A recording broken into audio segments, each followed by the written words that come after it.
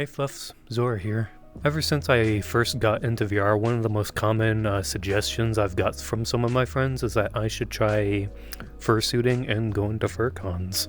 I've heard people suggest this to me quite a couple times, and I felt like I'd just voice my thoughts and get a discussion going. Also, if you have your own reasons for why you play VR and don't really go to FurCons, or if you go to FurCons and don't play VR, feel free to drop them in the comments. So my first reason of really getting into VR in the first place, instead of going to FurCons and fursuiting, is that I never really considered it. I mainly thought that fursuiting and FurCons was just a fun thing to watch, and VR just kind of looked more appealing thanks to various YouTube videos and content creators who made VR content, and I was able to easily get into it. Which is the second thing, is that VR for me personally was just way easier to get into. I already had a vague history with VR headsets before. I remember getting an original Oculus Rift S for Christmas or my birthday, and I absolutely loved it until it broke, because I sadly do not own it anymore. Then I fell out of VR for quite some time, but then as soon as I got older, I got exposed to a lot more of the newer headsets coming out, like the Oculus Quest 2, which was able to easily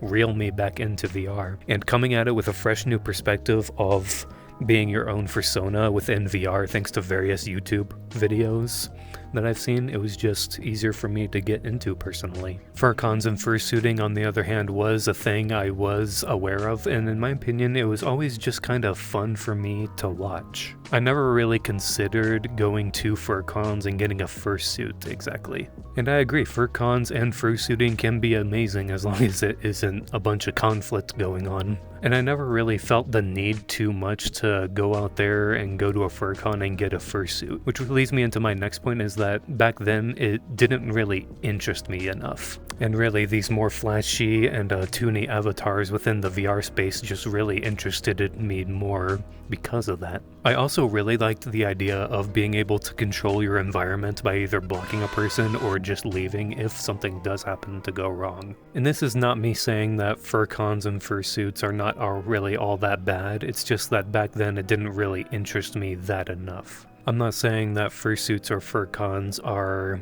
bad or uninteresting. I'm just saying that 4 or 5 years ago, it just didn't really interest me enough to personally get into it. But then again, I would actually love to give it a try at some point. But really, I'm not frothing at the mouth needing to do that right here and now. And especially considering the fact is that I only have enough time and money to really do one thing, at least right now. I think this is pretty much self-explanatory by itself, but whenever I have the time and the money, I will happily try a FurCon and even fursuiting. And unlike FurCons here in VR, various groups in VR that I'm a part of that I can attend are free. There's no entry fee.